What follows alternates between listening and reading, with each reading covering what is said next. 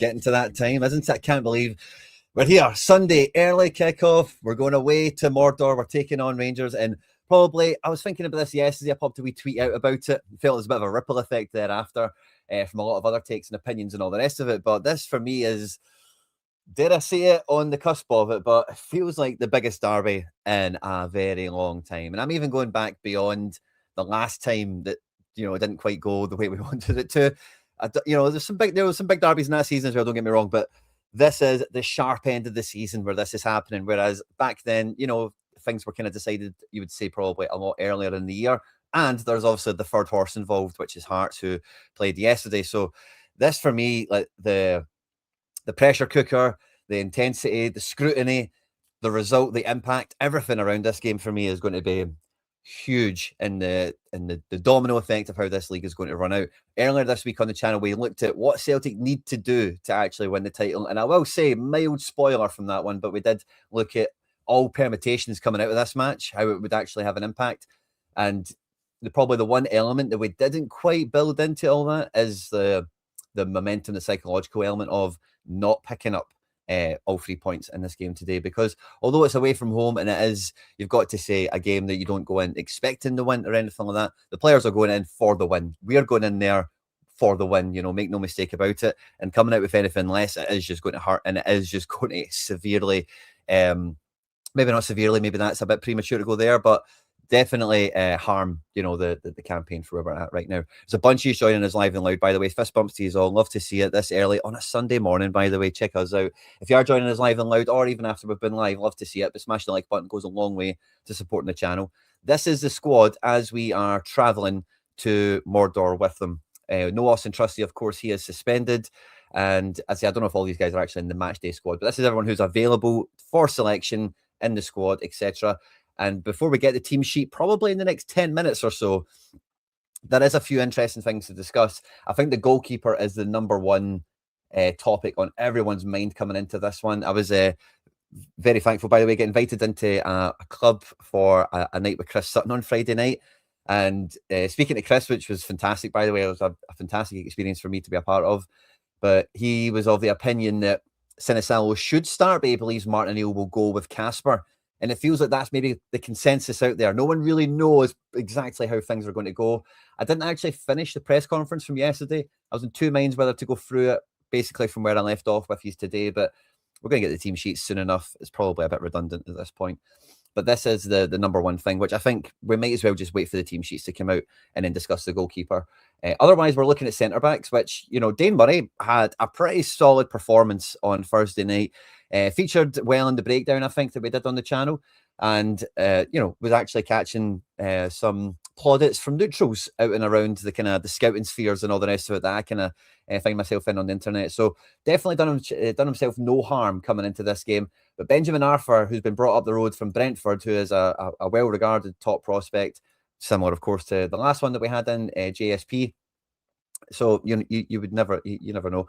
Could he come in to start an away derby match, though? That is the ask. That is pretty mega, and I do think it's unlikely.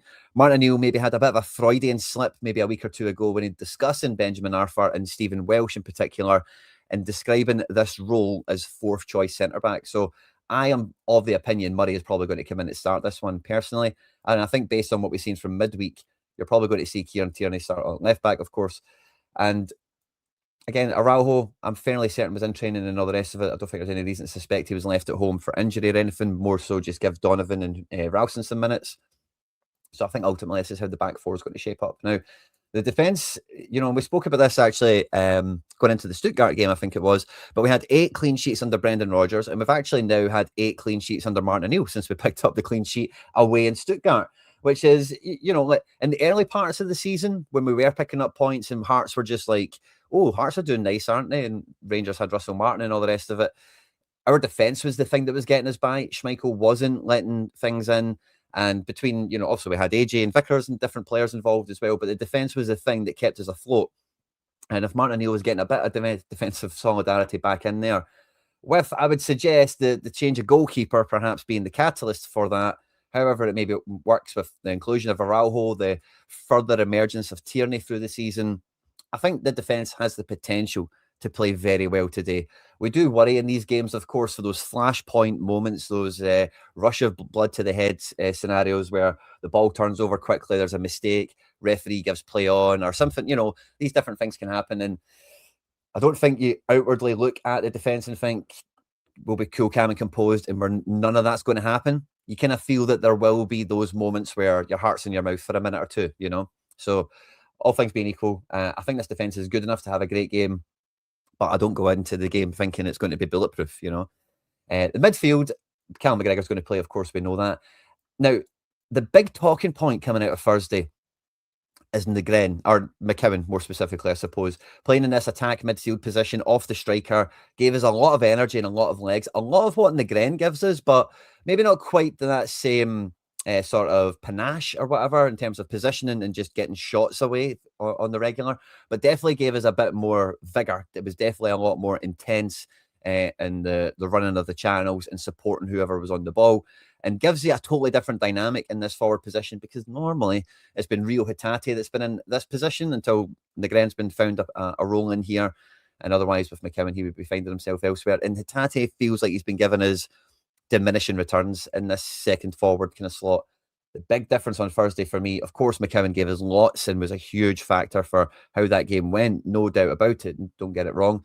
But for me, as we spoke about in the highlights, the big difference was the shape in midfield. We're having Hatate in there with McGregor. It's that kind of, I don't want to say double pivots. I don't think that's quite the case, but it's more that kind of, there's like a pendulum kind of action between the two of them. Or I don't know if pendulum's quite the word, but one goes, one sits, and they rotate quite nicely. We see Hatate being quite defensive against Stuttgart, a lot more so than as usual, which is really nice. And when you do have fullbacks that go on, having someone like Hatate who's quite cool with covering some space and still being effective as the ball progresses up the pitch, it really does work into our favour. So for the midfield, I wouldn't be surprised if it was the same midfield as Stuttgart, but I ultimately do think that Negren is going to come back in here, and I think Hatate is going to retain his place as well. I think with Oxlade-Chamberlain, could he start in this position and do the same kind of shift as Hatate? Yes, probably.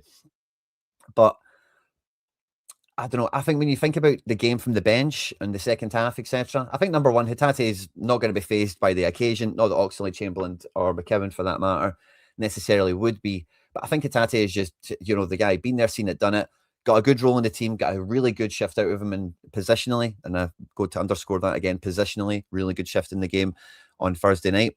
Then he's got, for me, he's got the position to start in here with McGregor. They work well together. And, normally you're going to see McGregor linking up with Tierney. So it's maybe going to be a wee bit more like this, perhaps. They can be quite vertical, like in terms of it's not really a left and a right, but it's more like to the ball and off the ball kind of situation, depending on where the ball is, I suppose. And there's every kind of argument here that Ox could start, obviously not played midweek, fresh legs, working up the minutes, started the last game against Hibs. But I think if you've got Oxlade-Chamberlain and McKeown off the bench, I think that's probably a better game plan for the 90. And I think you can, because again, the midfield battles we'll see with the Rangers team when it comes out. The midfield is where this is going to be won and lost. We're talking about flashpoint moments with the defence a moment ago and those rush of blood to the head scenarios. And that's all going to come from midfield turnover. Like, it's all going to, maybe long balls and set pieces, fine, but predominantly those ones where it's open play, people are exposed out of position. It's midfield, is where these things happen. The front line is very intriguing. For me, I really can't imagine Taneke isn't in to start. I think Taneke, if all things being equal, has had probably the best form of the last 3 or 4 matches out of all the wingers. And prior to that, you'd probably say it was Yang. We got Taneke and Yang starting. I think it was the Hibs game, I'm sure it was, off the top of my head. And I was really enthused to see that. I want to see I want to see wingers. I want to see that both of them on the wings here. The thing with Dyson, of course, is you do get that fear factor in this game, especially if Tavernier is selected. There's uncertainties around Sterling being available for right back.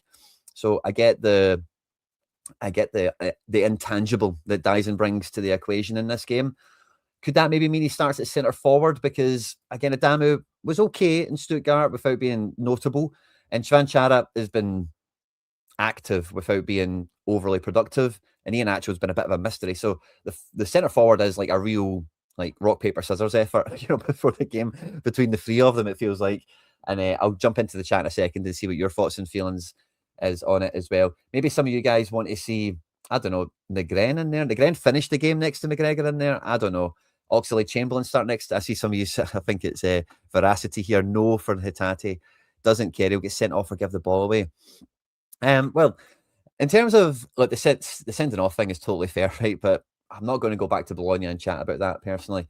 I just think, that, as we know, is, and he has formed for wee bits of that, don't get me wrong. And yes, he has gave possession away once or twice. But I think if you really look at Stuttgart, and the main problem we've had in midfield has been that the midfield is too spread out. And when we are kind of being one-dimensional with the ball and moving it around, if the ball does move or turn around or a counter-attack happens, we just don't have anything there. If you look at the highlights, particularly if you look at the breakdown video on the channel, I think it's the first time. Yeah, it is, because it's for the opening goal. You can see some really nice examples of what that gave us in the Stuttgart game. It is only the highlights. If you want to go watch the full match, you will see it. And I think that's going to be a big key fact, especially if it's going to be Dane Murray and Scales at centre-back. I think you want to give the centre ground as much protection as possible. When Hatate is very good in tight spaces, he moves between the lines when he's got the ability to. And again, I think we could all agree Hatate is like a good player. I think where he frustrates is when he gives the ball away in these kind of forward areas where he maybe is playing a through ball for somebody and it skits out for a goal kick, or he plays one down the line and it kicks out for a throw in, or those types of things. But if he's deeper in the pitch, he's got more players around him and it's about getting out of trouble and playing somebody on the front foot. Hatate, the reason I never ever really factored him into this role before him playing there Thursday is because nobody's played him there really for so long. It's not really since O'Reilly was in the squad and really being that kind of, just in terms of role, that kind of De Bruyne kind of situation, just a big Rogic type effort, the big lumping attacking mid that's untouchable. And Hatate was a lot deeper and kind of going box to box with everything. We then had Hatate being like second forward, and I think that's where a lot of the frustration has kind of came over the last couple of seasons anyway. So that's why I stand by that. But in terms of the wings, for me, I think the Dyson situation is weird because I think in this game, you could maybe get the cross that he makes blindly every game, actually finds someone on the end of it. The shot he takes from 2 yards, he actually gets a connection with it.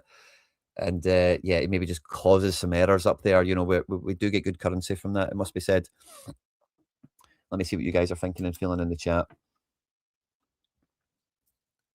Please no Hatate. Yeah, I get it, man. But I don't know who else you want to play in there. I guess it's Ox. So if you want to start with Oxlade in here, again, we'll see the Rangers team when it comes out. I'm just going to leave a Chvanchara here, just as most probable, just to clean the board up a little bit. And Vuka's probably not going to be in the squad. I just put him there just to be able to throw him away, to be honest with you, just for effect. But I think that's the number one thing I really just don't get is what the front four will be.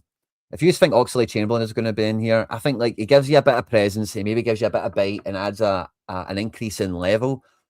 But again, from what I've seen in the Hibs game, to go away to Ibrox is a big increase in trip. It's a big step up in pressure, tempo, fine margins, everything. And I think there's a lot to be said for guys that are walking out the tunnel knowing what's going on. So I think a lot of things point to Hatate. That's what I kind of go with it personally. Don't think you can start McKeown unless it's for Negren. And how do you not start Negren? Because if we get chances early in the match, sure, McKeown's get every kind of, from the Stuttgart finish, every reason to think you can finish them. But Negren's a top scorer. I don't think you can keep him out from the start in this one, particularly with him being rested in midweek. I would even risk playing Negren up front just for sense of positioning. I don't mind that in general. I think because of, especially the way, if you look at the Rangers centre-backs, I think if you play off of them, the way, it's actually a really interesting point. Can we maybe, and then, let's take Tam out for a second and let's put McKeown behind Benji. And let's just clean that. Oh, let's leave Dyson on the left, put Taneki on the right. Let's try this for a second. I wouldn't mind something like this, by the way, because I think if you've got the likes of Suter and Fernandez, if you've got Negren able to drop into space and play, McKeown is actually really keen to go beyond. I think that's, of course, what you've seen from Stuttgart when he had legs and he was for the first hour or whatever. So that might actually could be a lovely, we're talking about a pendulum here with the midfield. You could get this exact same thing with these two guys. Good play as well. So if they're coming in on the inside, the likes of Dyson and Taneki, that could be really clever. It could be. The one thing that always jumps to mind whenever we talk about Negren here, and I always say it, so sorry, can maybe put a bell on this one. The team's out. Let's have a peek. The team is out. Then that could be quite fun. Again, it's probably too much for change for today, but let's have a look. We have Sinister. Goalkeepers with 2 arms. Come on, man. We're feeling good. Araujo, Murray, Scales, Tierney, McGregor, Ox, Benji, Yang, Maeda, Adamu. Oh, Yang, Maeda, Adamu. Maeda, Yang, Adamu. And the Gren's in, isn't he? And it is Ox. I am personally surprised. Personally, and again, like, I'm not in training. Don't see how these things are shaking out. There is no Casper for this one. I think it's a huge boost. I think everyone, brilliant, guys. Like, come on, this can happen. This can happen. Now, Adamu, I said when we signed him, he was my one that I thought, you know what, he could do something all right. He's had little flash moments, the assist from McCowan, the little back heel finish. He's not really affected games too much, but I think, again, today we're talking about dropping off the centre-backs. Do we have the Rangers team out yet so we can put them on screen? But Suter and Fernandez, if you can get away from them, they are. Here we go. Right. I'm going to need 2 screens to do this. We'll double check with the team that we have. So we have Butland, Sterling, Suter, Fernandez, Robbins. Is there Tavernier? There's no Tavernier, so I'll just put him onto the bench. That's fine. We'll go get Sterling for right back. Okay, after that, we've got Chukwueze, Raskin, and then it's a 4-2-2-2. Chukwueze, Raskin, and then he's when Moore and Olsen, Chermiti, Nadiri. So no Gassama on the little system I've got here. Awesome. And Nadiri is the last one to put in. Excellent. Now, this is, this is why, this is making sense for me why I was thinking this earlier coming into it, right? Because the thing with Rangers at the moment with their boy, what's his name again? Danny Rowe, is that they've been playing this Leipzig system, so I'm told anyway, right? And you can see it from the team sheet, the way they're kind of lined up. It might be a bit 4-4-2 at times. Let's get Chvanchara off the picture here. And if that's the system they're playing, it's a system I'm a big fan of. I watch a lot of Red Bull stuff, to be honest with you. And for me, it is one of the best kind of systems in football for like moving the ball through the pitch and really asking big questions of the opposition. And, this is a funny wee click thing there. Don't know what happened. And this is a good setup that they've got for doing this. Now, we are going to have to be super good, and I mean super good in the wide areas, because where this system can fall down is where these players here, in this case for them, it's going to be Olsen and Moore. They've got responsibility to cover into these wide zones as well and slide across depending on where the ball is. And because we are just going to have Araujo and Tierney, who, the wide areas is where we thrive, this is going to be a yin and a yang kind of situation, pardon the expression, because we're going to want to live in the wings. They're going to try and get the ball back through the centre. And the thing with this, having, like, what you end up with is you end up with 2 boxes, essentially, the whole way through the pitch, whether it be a kind of attacking 4 or a kind of defensive 4. And for them, and for us especially, thinking about this as well, the full-backs for them is where the width is going to come from. And again, I've not watched Rangers to any real degree to talk about who's doing what. But from knowing Sterling from the games we've played against him before, obviously he's really mobile, gets around the pitch quite well. And, he's going to have his hands full on this side of the pitch. And that's where these players kind of get dragged out of position. And again, in the middle of the pitch becomes the real focus area, because, again, depending on where the other players are and how they shuffle around. But it seems like they're getting an increase in results and performances, which is why they're climbing the table. And they find themselves currently above us at the moment. And their manager has a bit of confidence coming into this because he's clearly seeing progress and they're getting results at the end of the day. And I think that's really, the defensive 4 they've got here, Raskin, Chukwueze, Fernandez and Suter, it really does suit them. And our problem has been getting shots away, and if we cannot turn the ball over quickly, because the thing with this type of system is it is about risk and reward, that they will put the ball into areas just blindly, knowing that they will have bodies that can go and crowd the ball around and they can make a good shape around it. And subsequently, the rest of the team is going to have to kind of roam around that. When we win the ball back, this like mad superpower that McGregor has to get on the ball and to move it from left to right has to be snappy, has to be really quick. We've got to get it into the right people at the right time. Having Oxlade-Chamberlain in here is probably quite good in the sense of, like, from what we've seen of him already, he's very forward-facing and he is like 1-2 touch player. So if he can get himself into some good spaces, I fancy that there's some opportunities and there's some channels that we can turn over quickly. But it is quickly. Quickly is the key word here, because if we're going to try at any point sustain possession, move it from left to right and build the web out across the pitch, Rangers are just going to kill all space, kill all the passing lanes with this, because again, that's kind of its superpower, where you really allow the front two to be anything you want when they're defending, because when they box back in here and defend, they've got players that can cover in between fullbacks as well as box up in the middle. And then when these wide players are kind of shuffling across and doing their thing, the forwards can just be in super dangerous positions. They can just be swung to and isolated with, and then again, these are the sort of scenarios we worry about, isn't it? So I'm glad we've got Sinisalo in there today. Big reflexes, young guy, a lot to prove. And, we need a new number one goalkeeper. This is ultimate audition time for him, isn't it? A clean sheet away in Stuttgart is nothing to turn your nose up at either. Very much earned that performance, as we've seen the other day, with a perfect 100 out of 100 on that one. And he's going to be needing that today. So I don't know how I feel now looking at the teams, to be honest. We've got just about an hour and 10 minutes to kick off. I'm quite confident we've got goals in us in this one. I just don't know. Yeah, I just don't know how good. I just don't know how good we're going to play, to be honest with you, because we are going to have to play very well. As you can see here, if they are going to try and play through the middle as well, they can very quickly, open us up in different ways with this little shape. And they have been kind of moving into a tune, whereas we are still trying to formulate stuff. So we are going to need to see that kind of same role that we got from Hatate and McGregor on Thursday with Oxlade-Chamberlain, I think. And we've seen in that Stuttgart game a bit more of a front four. And again, I think this will maybe end up breaking into a game of two halves for each team, where, depending on kind of who's dominating the match in possession, it might look a bit like this in terms of who we've got defending and attacking. And likewise for them, it's a kind of mirror image there, isn't it? So, yeah, it's going to be big questions from both teams. And then again, it's about those players who can overload, who can then come into the picture and, take somebody into a difficult place, open up some space for somebody else. It's going to be a real man for man fist fight. There's going to be a lot of, this is going to be blood and thunder. This one, you can feel it already. I don't know where Casper's not even on the bench. I didn't even look at the bench, Alex. Good catch on that one. Yeah, Duhan on the bench. Chvanchara, McKeown, Tuneke, Sirachi, Hatate, Arthur, Forrest, and Donovan.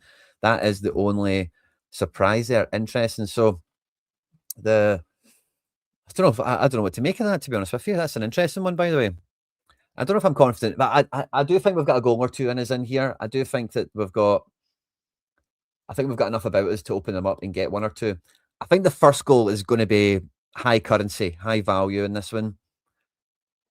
I don't think it's everything, but I think the first goal will decide a lot, really, from there.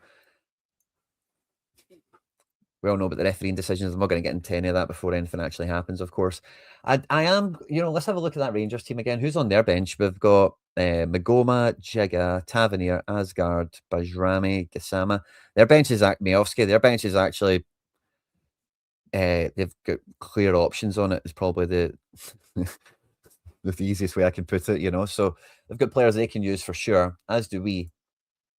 So a game of two halves as well. It's not going to be over till it's over, I think.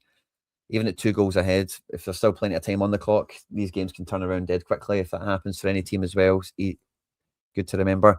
I think, the thing with the boy Fernandez and who's even on set pieces for them is probably the boy Skov Olsen, but they've got the likes of that Nadiri, Chermite, Fernandez, Chukwuani, set pieces and, long balls.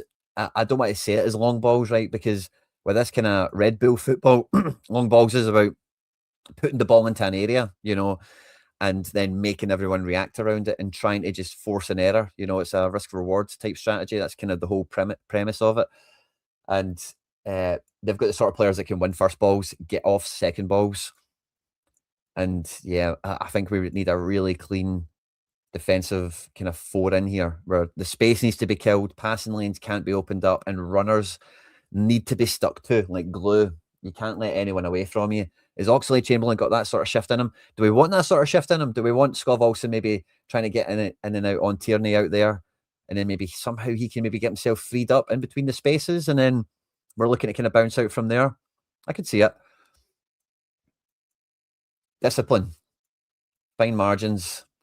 Trying to think if there's anything else worthwhile. We've got Sinisalo playing. We've got Adamu up front. We've got Dyson, obviously, form. Scalper for coming into this one. Their fullbacks do have a lot of promise to, and again, their fullbacks, are probably the main thing that need shut down in the sense, because if we stand off them, if we give them space in any sort of sense, the boxes in the middle, you then get extra 3 men in wide, and then nobody can stick to anyone. Everyone's going from left to right, pillar to post, and again, spaces will just open up, and that's not what we want. So, this is a shape I just have a lot of kind of knowledge about, or just I've seen it enough times where, yeah, it has a lot of stuff going for it. I think for us, again, I said it already, it's a kind of polar opposite. They want to kind of control the ball through the middle, take people into positions, and then kind of counter out. We want them to be narrow. We want to get the ball out into wide areas and then try and hit the ball early, and then have runners kind of coming off it. So both systems kind of half suit each other, and it is going to be a battle of the wills in that sense. Who can really impose their game on the others the most. And that's where I really kind of, as I say, I'm still kind of wrestling with somebody asking me if I'm confident. I'm not sure I was confident, and I'm not sure I'm any more confident. I feel so good that Sinisalo's playing, and beyond that, I don't really have any strong feelings about the team. I'm kind of like, okay, this is semi-expected. How good does Dyson play? Can Adamu really, kick on in this? I think the Gren's got a goal in him. I think we can all feel there's a goal or two in our team. I think what I just struggle to kind of reconcile in my head here is how many goals the Rangers have in them. Sinisalo is a big check factor for us, where you would worry about us conceding. But Scales, I trust him totally defensively against this lot. Same with Tierney, same with Araujo. Murray, he's got the ability to be good for us here, and I don't think I need to worry about him. But you can't go into the game like mad confident, can you? So that's where I struggle to kind of reconcile confidence or whatnot. That bench can change a game for sure. Imagine they'll play a lot of long balls. Yeah, exactly. I think we've kind of spoke about that. I'm worried about Calmac's pace in the game. He's going to need to be able to close their players down and prevent forward passes. He hasn't been good at that this season. Yeah, I think where McGregor's going to... What's going to be interesting to see is what they do around McGregor, right? Because what I think is going to happen for the most part is you're going to find... I'm going to say it's Chermite is going to be like much more of the target man. Nadiri, you'll probably find move between left and right. And I don't know if between Moore and Olsen, they'll have any sort of change of side rotation. So you might find that both of them play in the side mirrors of McGregor, if I can say that expression, with Nadiri maybe also just kind of roaming around this type of area as maybe we're in these types of areas of the pitch. And again, I know you're maybe thinking about the likes of Raskin and Chukwuani and whatnot, but I don't think McGregor's going to have rope to kind of get into those zones, which is why I think Hatate might have helped a little bit, because I think you would trust Hatate. If you're McGregor and you want to step in there, I think you would trust Hatate to do this shift here, this cover in. Not that you can't trust Ox, but I just don't think, we've just not seen enough of him in a Celtic shirt, quite frankly, to say it's his bag or to say it's not his bag. So, yeah, I've just got a big unknown about how they're going to, sit on McGregor, how they're going to deal with that, how he's going to open the game up. I think if we can get McGregor going by people, honestly, there's very rarely times in matches where you find McGregor takes the ball on a 1-2 or snatches a wee mistake off somebody, gets himself into these zones, and something brilliant doesn't happen. Whether he lays the ball into someone else and we get a good chance off of it, sometimes he takes a wee shot for himself, obviously, or, well, maybe, try something else, maybe another wee 1-2 combination or something.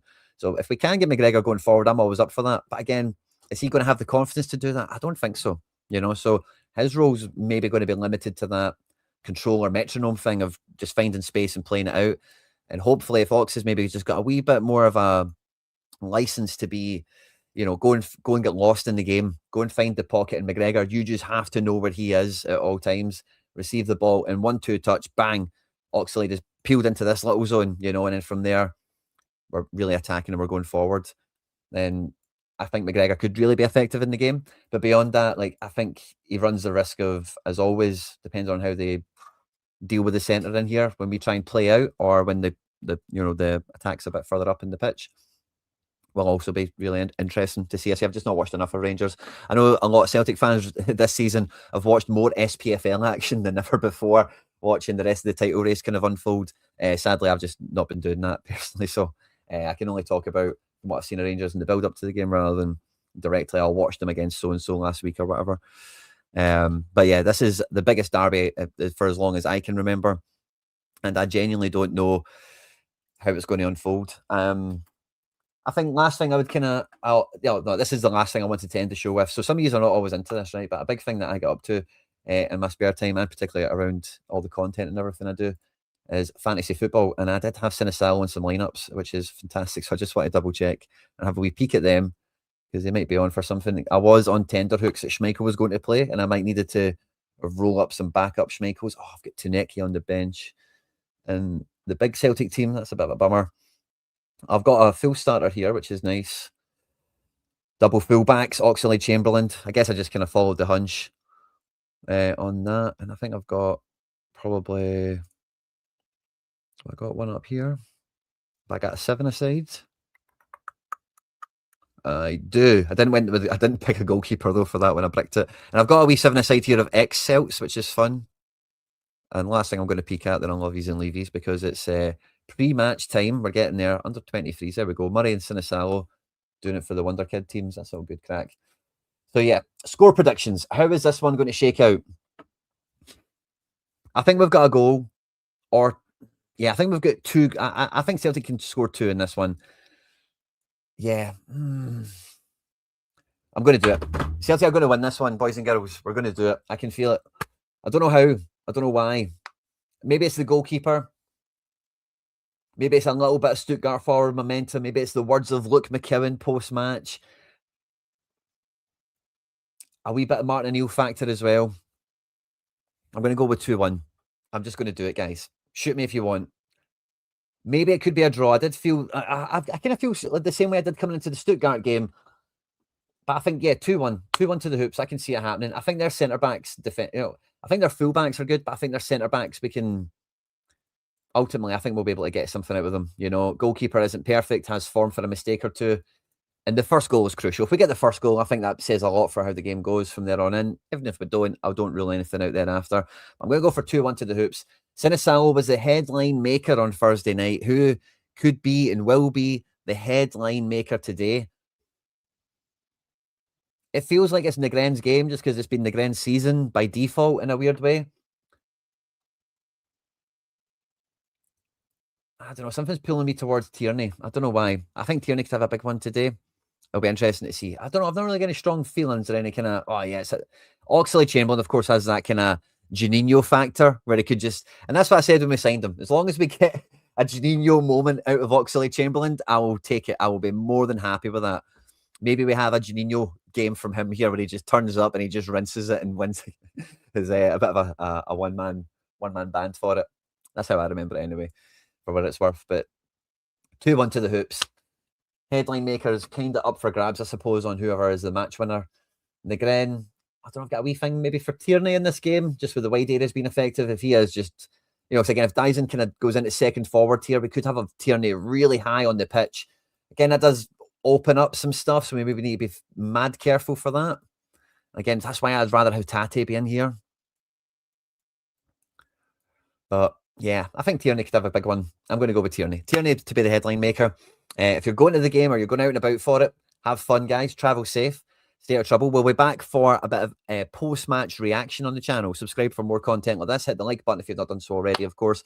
And we've got plenty of content out on the channel that you can still listen to even regardless of the result today. And we're looking at the title race, the midfield, and everything else. So stay tuned for more. I'll catch you at full time, or not quite full time, but I want to hear post-match, from the manager and stuff like that. So maybe about half an hour after the final whistle, give or take. Have a good time, everyone. When that end the stream, the comment section opens up, and that is where to leave your receipts on the internet. Leave your score predictions and your man of the match shouts there. Thanks to everyone that's been in the live chat. I'm sorry I never brought much of the chat up today. Be much more active for that in the post-match. Hail, hail. Let's get into them, Celtic. Mo the Hoops.